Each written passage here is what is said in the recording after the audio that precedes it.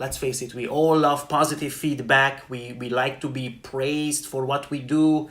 It's good for our self-esteem. It's good for our motivation. But why do we need negative feedback at all?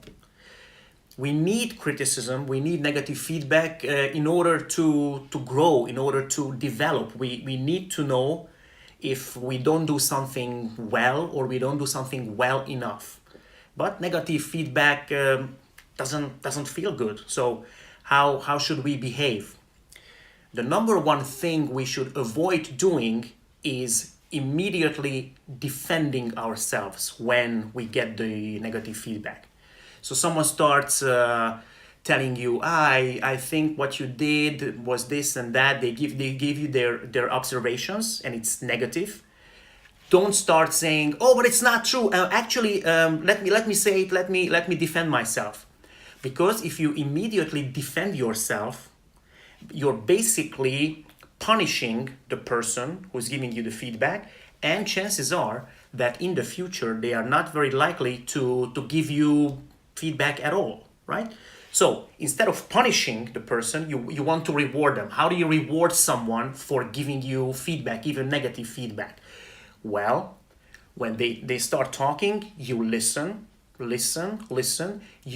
listen to clarify, to understand. You ask questions.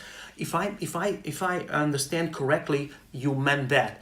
I hear you say this and that. So you want to clarify what happened. You want to understand their point of view, and only after doing that, you might say, "Thank you for your feedback. Thank you for your opinion. Let me consider it." Okay? So it's best if you don't immediately refute it or accept it, but you give them the time necessary for you to think about it and get back to it after, let's say, a couple of days. It means that the person feels that their opinion was respected because you gave them the consideration, you gave them the time. And of course, you don't have to accept everything that somebody else says to you. You might say to the other person, listen, I thought about what you just said, and I don't agree with you because, and you give your reasons.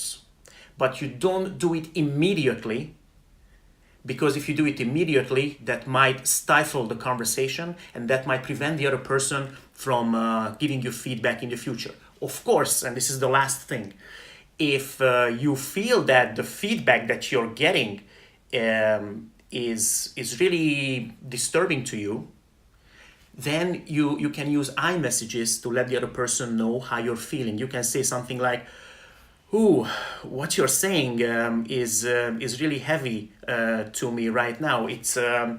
It feels really bad listening to this feedback." But you might hear from my tone that giving iMessages to let the other person know how you're feeling is actually encouraging them to continue saying their opinion.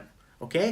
So I hope that you're gonna get a lot more positive feedback than negative ones. But hey, the negative feedback is also part of our lives.